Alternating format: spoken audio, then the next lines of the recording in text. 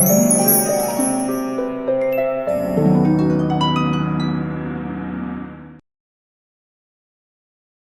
छोटे से शहर में 12 साल का राज अपने पिता तरन के साथ रहा करता था, जो कि फल का ठेला लगाता था। उसकी माँ का देहांत हो चुका था। वैसे तो वो बहुत अच्छा बच्चा था, पर अपने आसपास रहने वाले अमीर बच्चों को देखकर उसका मन ललचाता रहता था। हाँ राजा बेटा, नाश्ता कर ले। हम लोग ये हमेशा सूखी रोटी और चीनी ही खाते रहते हैं, पर मैंने देखा है कि हमारे आसपास रहने वाले लोग तो ब्रेड बटर, ब्रेड जाम, ऑमलेट और जाने क्या क्या खाते हैं। अरे बेटा, पर वो तो अमीर लोग हैं, हम उनकी नकल नहीं कर सकते। मैं फल का ठेला लगाता हूँ तो मैं तो तुम्हें यही खिला सकता हूँ। जिन बच्चों की तुम बात कर रहे हो, उनके पिता तो कोई डॉक्टर है, कोई इंजीनियर है, कोई वकील है और किसी की फैक्ट्री भी है। तो हम लोग इतने अमीर लोगों के बीच में क्यों रहते हैं?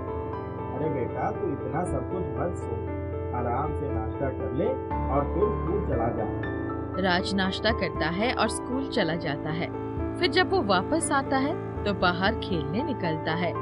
बाहर अमीर बच्चे भी खेल रहे होते हैं। ए राज, तू ये साइकिल के टायर से क्यों खेल रहा है? ये भी कोई खेलने वाली चीज है? ये देख, हमारे पास रिमोट कंट्रोल कार है, रिमोट कंट्रोल एरोप्लेन भी है। वाह मोनू, रिमोट कंट्रोल एरोप्लेन, ये तो बहुत प्यारा लग रहा है। लो बता, ये इसको देखकर इतना हैरान हो रहा है, अपनी वाली देख लेगा तो चक्कर खाकर गिर भी जाएगा। असली वाला तो बहुत बड़ा होता होगा ना सोनू? हम लोग हर समर वेकेशन में छुट्टियां मनाने जाते हैं तो असली वाले एरोप्लेन में ही बैठकर जाते हैं, पर मेरी औकात नहीं है इसमें बैठने की। तू अपनी पापा की साइकिल पर ही बैठकर जा। हाँ और क्या? और पता है, पिछली बार तो मैं गोवा गया था तो वहाँ हॉट एयर बलून में भी बैठा था। Hot air balloon? ये क्या होता है? रुक, मैं दिखाता हूँ। सोनू अपनी जेब से मोबाइल निकालता है और राज को हॉट एयर बैलून का फोटो दिखाता है। तुम्हारे पास मोबाइल भी है? हाँ, और क्या, तेरी तरह थोड़ी। अरे वो छोड़, तू हॉट एयर बलून देख। राज हॉट एयर बैलून देखता है तो उसका भी मन होता है उसमें बैठने को। वो घर जाता है और अपने पिता को ये बात बताता है। तो फिर वही अमीर बच्चों की बातें करने लगा। बेटा, हम उनका मुकाबला नहीं कर सकते। मुझे तो पता भी नहीं है कि ये हॉट एयर बलून होता क्या है। तुझे बैलून चाहिए तो बता, मैं ला देता हूँ। नहीं चाहिए। राज उदास होकर बैठ जाता है और हॉट एयर बलून के बारे में सोचने लगता है। यहाँ तक कि जब वो रात में सोता है तो उसे हॉट एयर बलून का ही सपना आता है। आओ बच्चे, बुढ़ी के बाल ले लो। आओ आओ, मीठे मीठे बुढ़ी के बाल ले लो। अरे ओ बुढ़िया, हमसे दूर रहना। हम ये बुढ़ी के बाल जैसी घटिया चीजें नहीं खाते हैं, हमारे पास मत आना। अमीर बच्चे बूढ़ी औरत को धक्का देकर वहाँ से भाग जाते हैं। राज उस औरत के पास जाकर उसे उठाता है और कहता है, अम्मा, आप उन लोगों की बात का बुरा मत मानना, वो लोग ऐसे ही हैं। लाओ, मुझे ये 2 रुपए के बुढ़ी के बाल दे दो। अरे तुम तो बहुत ही प्यारे बच्चे हो, ये लो बुढ़ी के बाल। राज को 2 रुपए का सिक्का 2 दिन चलाना था, पर उस बुढ़ी औरत की मदद करने के लिए उसने उसकी बुढ़ी के बाल खरीद लिए थे। क्या हुआ बेटा, तुम उदास क्यों हो? ये अमीर बच्चे एरोप्लेन और हॉट एयर बलून में बैठते हैं, मेरा भी दिल करता है, खास तौर पर हॉट एयर बलून में बैठने का। वो बहुत अद्भुत होता है। अच्छा ऐसी बात है, तो ये बुढ़ी के बाल लो और तुम्हें जो चाहिए मांगो। भगवान तुम जैसे प्यारे बच्चों की हर इच्छा पूरी करता है। राज हॉट एयर बैलून के लिए प्रार्थना करता है और तभी वो बुढ़ी के बाल एक बड़े से हॉट एयर बैलून का रूप ले लेता है। वो बुढ़ी के बाल का हॉट एयर बैलून देखकर हैरान रह जाता है और खुशी से कूदने लगता है। वाह, ये तो जादू है। हाँ, ये तुम्हारा जादुई बुढ़ी के बाल का हॉट एयर बैलून है। इससे तुम जो चाहो कर सकते हो। ये तुम्हारी सारी बात मानेगा। आपका बहुत बहुत धन्यवाद अम्मा। राज उस हॉट एयर बैलून में चढ़ता है। वो बैलून आसमान में उड़ने लगता है। राज बहुत खुश होता है और उस छोटे से शहर के लोग वहाँ हॉट एयर बैलून को उड़ते देखकर हैरान हो जाते हैं। और वो देखो, हॉट एयर बैलून उड़ रहा है और वो भी बुढ़ी के बाल का है। हाँ, पर ये कैसा हॉट एयर बैलून है जिसमें आग भी नहीं जल रहा है? अरे हाँ, ये तो कोई जादुई चीज मालूम होता है। उसके बाद राज अपने घर जाता है और तरन को हॉट एयर बैलून दिखाता है। वो भी बहुत हैरान होता है। पर इतने बड़े हॉट एयर बैलून को तू रखेगा कहाँ? ये देखो पापा। राज हॉट एयर बैलून को वापस बड़ा करता है और तरन को उसमें घुमाता है। उसके बाद वो पैसे लेकर और लोगों को भी उसमें घुमाने लगता है। ये देखकर अमीर बच्चों को उससे बहुत जलन होती है। ये राज इतना बड़ा बुद्धि के बाल का हॉट एयर बैलून कहाँ से ले आया? हाँ यार, और वो भी बिना आग वाला। तभी एक दिन सोसाइटी में एक अमीर आदमी के पास शादी होती है। बारिश का मौसम नहीं था, इसलिए उसने बारिश से बचने के लिए कोई इंतजाम नहीं किया था। तभी अचानक बहुत तेज तूफानी बारिश होने लगती है। ओ भगवान, ये क्या हो रहा है? ऐसे तो मेरा पूरा फंक्शन बर्बाद हो जाएगा। कोई मेरी मदद करो। बेटा राज, तेरा ये जादुई बुद्धि के बाल का हॉट एयर बैलून इसकी मदद कर सकता है तो कर दे। राज हॉट एयर बैलून से उनकी मदद करने को कहता है तो हॉट एयर बैलून हवा में जाकर एक छाते की तरह पूरी सोसाइटी पर छा जाता है, जिससे वहाँ ऐसा लगता ही नहीं कि बाहर तूफानी बारिश हो रही है। बेटा, आज तुम्हारा ये हॉट एयर बैलून तो कमाल का है। तुमने आज मेरी इज्जत बचा ली। ये तो मेरा फर्ज था। आज से तुम्हारे पिता को फल का ठेला लगाने की जरूरत नहीं है। वो मेरी फैक्ट्री में काम कर सकते हैं। वहाँ उन्हें बहुत अच्छा पैसा मिलेगा। क्या सचमुच? आपका बहुत बहुत धन्यवाद। रात जाकर तरन को ये बात बताता है तो वो बहुत खुश होता है। उधर मोनू और सोनू को ये सब देखकर रात से बहुत जलन होती है। यार, ये राजू तो सबकी नजरों में बहुत अच्छा बनता जा रहा है। हमें कुछ करना पड़ेगा। हाँ यार, कब तक ये लड़का हमारे सामने गिड़गिड़ाता रहता था और आज इतना सीना तान के चल रहा है। तो क्या किया जाए बताओ? ये सब उस जादुई बुद्धि के बाल का हॉट एयर बैलून की वजह से हो रहा है। चलो उसको ही खत्म कर देते हैं। हाँ ठीक है, चलो। एक बार जब जादुई बुढ़ी के बाल हॉट एयर बैलून जमीन पर रखा हुआ होता है तो सोनू और मोनू जाते हैं और उसमें नुकीली चीजों से छेद करने की कोशिश करते हैं। राज उनको रोकने की कोशिश करता है पर वो लोग नहीं मानते। पर तभी वो हॉट एयर बैलून उन दोनों को अपने अंदर बैठा लेता है और हवा में उड़ा के ले जाता है। वो उनको गोल गोल ऐसे घुमाता है कि उनको चक्कर आ जाते हैं और वो पलटी करने लगते हैं। राज, आई एम सॉरी, मुझे बचा लो, हमको बचा लो। हमसे बहुत बड़ी गलती हो गई जो हमने इस हॉट एयर बैलून को खत्म करने की कोशिश करी। हमें माफ कर दो राज, हमें वापस उतार लो। तुम लोगों के साथ यही होना चाहिए। बहुत बढ़िया। अरे बेटा, ये क्या कर रहे हो? इन लोगों को नीचे उतारो। नहीं पिताजी, ये लोग मुझे हमेशा परेशान करते हैं और आज ये लोग मेरे हॉट एयर बैलून को खराब करने आए थे। मैं इनको नहीं छोड़ूंगा। नहीं बेटा, ऐसा नहीं बोलते। फौरन उतारो उनको। राज अपने पिता की बात मान लेता है और उन्हें उतार देता है। वो लोग राज से माफी मांगकर भाग जाते हैं और राज उस जादुई बुढ़ी के बाल के हॉट एयर बैलून से सबकी मदद करता रहता है। राघव एक बहुत गरीब आदमी था। वो अपनी बेटी के साथ रहा करता था। उसकी बेटी का नाम सुहानी था। सुहानी जब छोटी थी तभी उसकी माँ गुजर गई थी और राघव ने दूसरी शादी कर ली थी ताकि सुहानी को उसकी माँ की कमी महसूस ना हो। एक दिन सुहानी, ओ सुहानी, उठ जा बेटी, सुबह हो गई है। नाश्ता कर ले। आइए नाश्ता कर लीजिए, वरना नाश्ता ठंडा हो जाएगा। हाँ हाँ, अभी आते हैं। सुहानी को आने तो दो, सब एक साथ बैठकर नाश्ता करेंगे। सुहानी फ्रेश होकर आती है और वो तीनों मिलकर एक साथ नाश्ता करते हैं। चलो सुहानी, अब तुम स्कूल के लिए तैयार हो जाओ, मैं तुम्हारा टिफिन पैक कर देती हूँ। ठीक है माँ। सुहानी स्कूल चली जाती है और राघव अपने खेत पर चला जाता है। रानी घर पर अकेले बैठकर, नाम रानी और काम नौकरानी वाला, अब जाके छुटकारा मिला है। इन दोनों ने तो पूरा दिमाग खराब कर रखा है।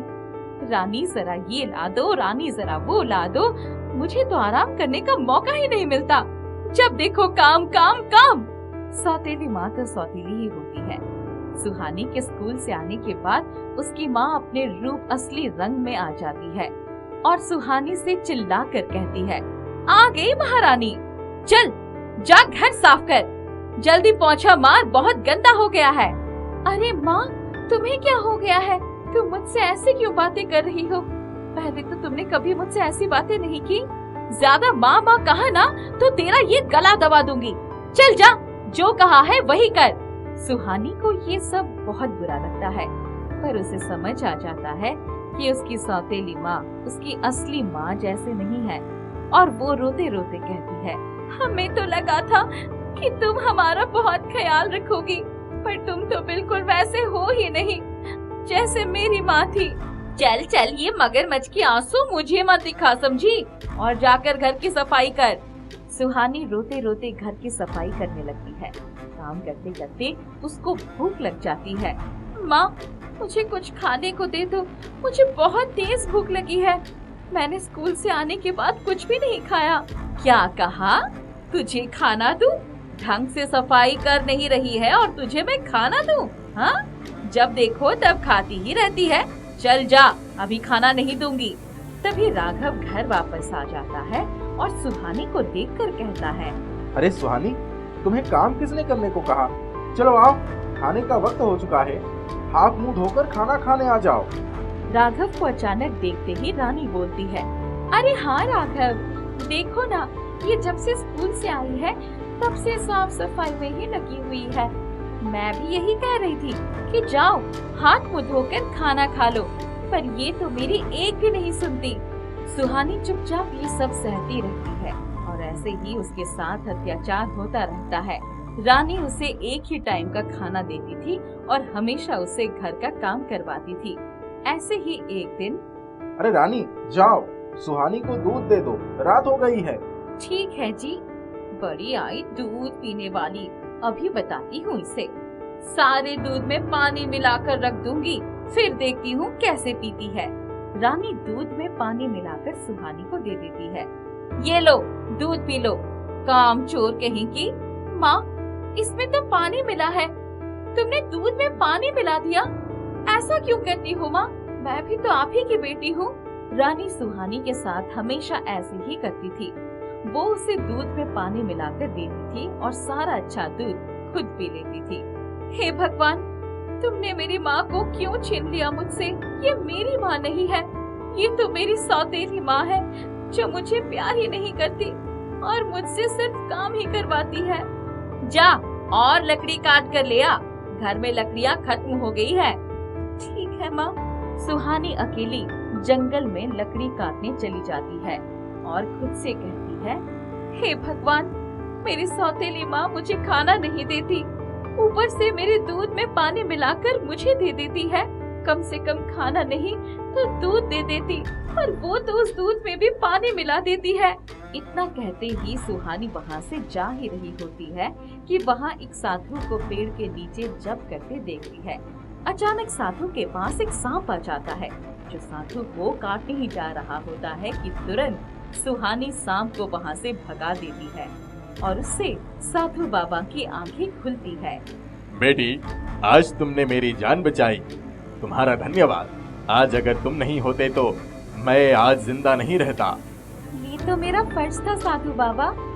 तुम बहुत ही नेक लड़की लगती हो, तुम्हें देखकर ऐसा लगता है कि तुम्हें बहुत परेशानी है। कहो बेटी, तुम्हें क्या परेशानी है? साधु बाबा, मैं जब छोटी थी तो मेरी माँ गुजर गई थी और मेरे पिताजी ने दूसरी शादी कर ली थी, पर वो सौतेली माँ मुझ पर बहुत अत्याचार करती है और खाना भी नहीं देती। रात होती है तो दूध में पानी मिलाकर मुझे पीने दे देती है। अब आप ही बताओ, मैं कैसे परेशान ना रहूं? बेटी, तुमने मेरी जान बचाई है, आज मैं तुम्हारी मदद करूंगा।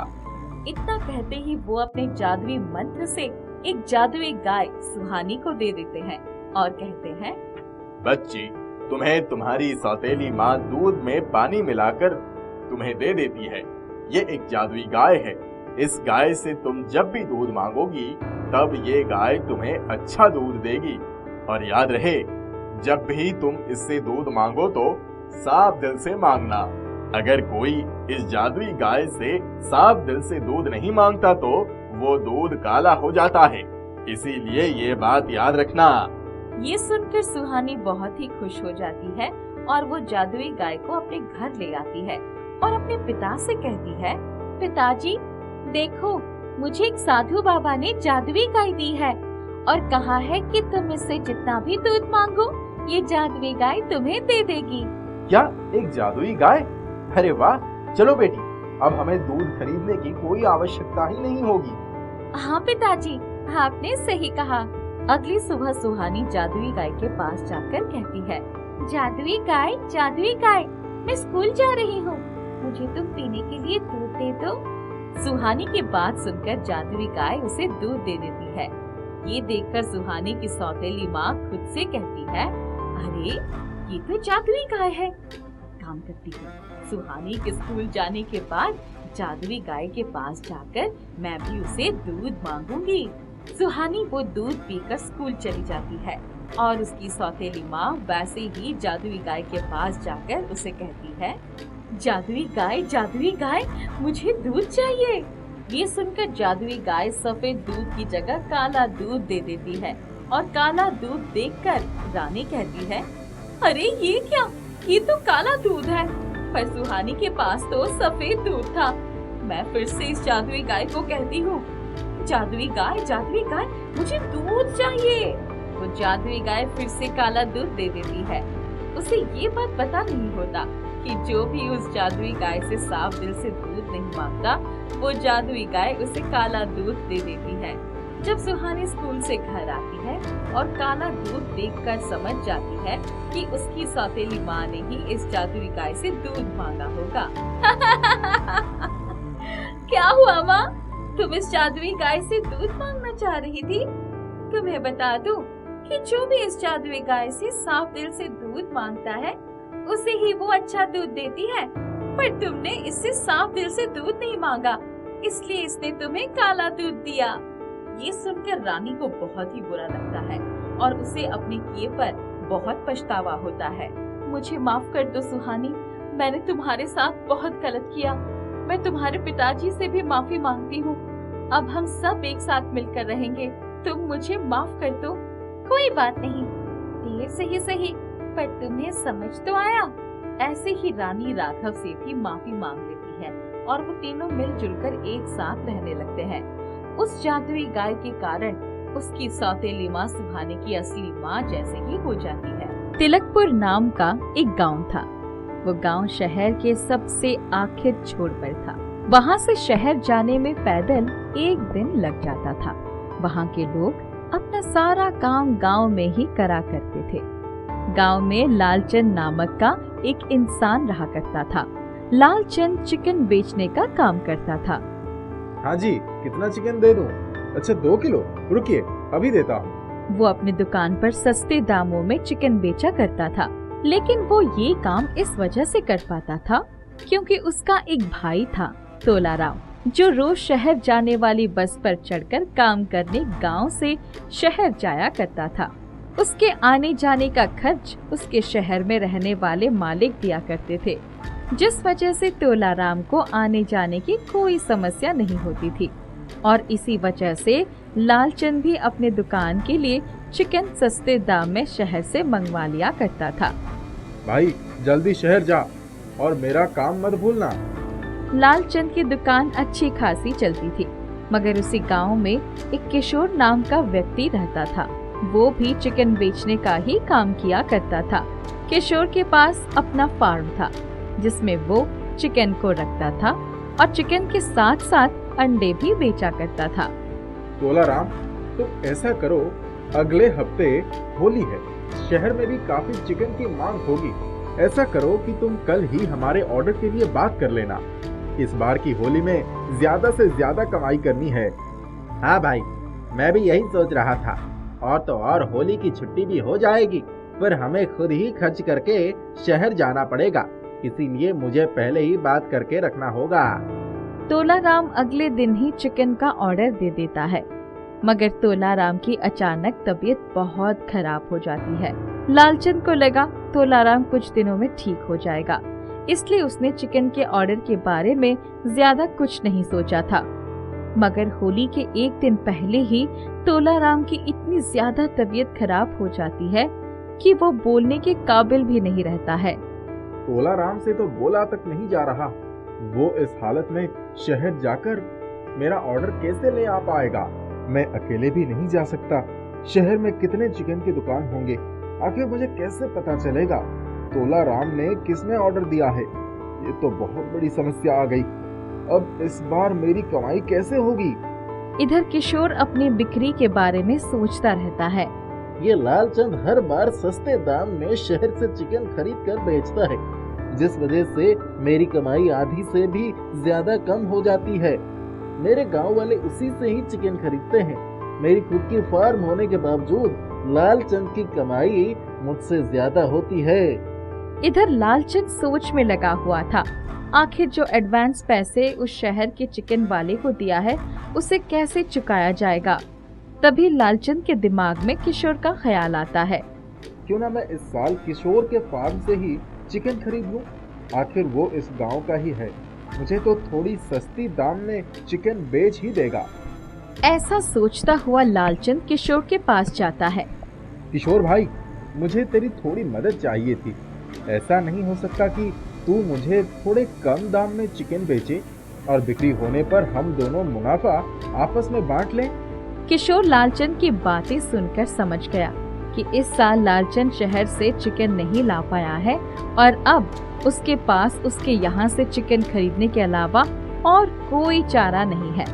किशोर इस बात का फायदा उठाता है। क्यों नहीं भाई, आखिर हम दोनों एक ही गांव के हैं और हमारा काम भी एक ही है। मैं तो हमेशा से ही चाहता था कि तू मेरी फार्म से ही चिकन खरीद, पर तू खामखा शहर से चिकन लाया करता था। किशोर ने थोड़ा पैसा कम करके लालचंद को बताया। अरे ये तो अभी मेरे शहर वाले दाम से काफी ज्यादा है, मगर मैं कर भी क्या सकता हूँ? मेरे पास और कोई दूसरा उपाय भी तो नहीं है, मुझे यही खरीदना होगा। लालचंद वही महंगी चिकन खरीदकर अपने दुकान पर बेचने लगता है, पर उससे उसका जितना मुनाफा हुआ उतने में वो बस शहर में एडवांस वाले पैसे जुटा पाया। क्यों भाई लालचंद, तूने तो मुझे मुनाफा का एक भी पैसा नहीं दिया। मैंने तुम्हें औरों से कम दाम में इसीलिए तो बेचा था। इससे अच्छा होता कि मैं खुद ही बेचता। वैसे भी इस साल सिर्फ मेरे पास ही चिकन थे। मैं क्या कर सकता हूँ भाई, मेरी तो खुद की कमाई नहीं हो पा रही है। तोलाराम की तबीयत भी ठीक नहीं हो रही है जो वो शहर जा सके। कोई बात नहीं, तुम परेशान क्यों होते हो? जब तक तुम मेरे पैसे नहीं जुटा पा रहे हो, तुम मेरे ही दुकान से चिकन खरीदा करो। लालचंद के पास किशोर की बात मानने के अलावा और कोई रास्ता नहीं था, मगर किशोर इतनी महंगी चिकन बेचता था जिस वजह से लालचंद और कर्ज में जाए जा रहा था। उससे कुछ समझ नहीं आ रहा था कि वो ऐसा क्या करे जिससे उसका कर्ज कम हो सके। अब तो इतनी ज्यादा कर्ज हो गई कि मैं चाहकर भी कहीं और से चिकन नहीं खरीद सकूंगा। उसी दिन तोलाराम से मिलने उसका शहर का दोस्त ज्ञान आया। वो अपने साथ चिकन मोमो लाया था। ले भाई तोलाराम, ये खा तेरी पसंदीदार चिकन मोमो और जल्द से जल्द ठीक हो जा। ये कौन सी चीज है ज्ञान? लालचंद जी, ये चिकन मोमो है। इसकी शहर में बहुत मांग है। ये खाने में बहुत स्वादिष्ट लगती है और इसमें ज्यादा खर्च भी नहीं लगता। बस थोड़ा सा चिकन और मैदा और इसे भाप में पकाकर बनाओ और बेचो। इसकी बहुत कमाई होती है। ये तो खाने में बहुत ही स्वादिष्ट है। ये तो गांव में बनाने लगे तो इसकी बहुत मांग होगी और इसमें तो चिकन भी ज्यादा नहीं चाहिए। लालचंद अब किशोर से कुछ ही चिकन खरीदता था और अपनी दुकान पर जाकर चिकन मोमो बनाता था और लोगों को बेचता था। गांव के सभी लोगों के लिए चिकन मोमो बिल्कुल ही नई चीज थी। सारे गांव वाले रोज चिकन मोमो खरीदने लगे और खाने लगे। लालचंद की बिक्री काफी बढ़ गई। लोग रोज काफी ऑर्डर देते चिकन मोमो के लिए। अब लालचंद की वापस से तरक्की देखकर किशोर को जलन होने लगी। ये लालचंद मेरी बिक्री कम करने की कहीं न कहीं से कोई न कोई उपाय ले ही आता है। अब मुझे लगता है कोई और तरकीब लानी होगी। अब जब वापस लालचंद किशोर के पास चिकन लेने गया, उसे पता चला अब किशोर उसे चिकन देने से इनकार कर दिया। भाई मुझे माफ करना, वो आजकल शहर से बहुत ऑर्डर आ रही है और मेरी चिकन बिक जा रही है।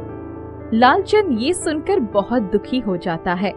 वो दुखी होकर घर आता तो देखता है ज्ञान वहाँ आया था और जब से ज्ञान ने लालचंद को चिकन मोमो के बारे में बताया है, वो रोज ज्ञान और उसके परिवार के लिए चिकन मोमो दिया करता था। उस दिन लालचंद की उदासी भरे चेहरे को देखकर ज्ञान उसे कारण पूछता है। क्या हुआ तुझे? तू ठीक तो है ना? लालचंद ज्ञान को सारी बातें बताता है। एक काम कर, तू इधर आ, मैं तुझे कुछ बताता हूँ। ज्ञान लालचंद को एक मंत्र बताता है। जब भी तू चिकन मोमो बनाने जाएगा, तब मैदा सानते वक्त ये मंत्र पढ़ देना। तुम्हारी चिकन मोमो तैयार हो जाएगी। तुम एक ईमानदार इंसान हो, इसीलिए ये मंत्र तुम्हारे साथ अच्छे से काम करेगी। ये मंत्र ज्ञान को एक बाबा ने बताई थी कि जो इंसान ईमानदारी से अपना काम करते हैं, उनके काम में ये मंत्र उनकी मन मर्जी की तरह काम करती है।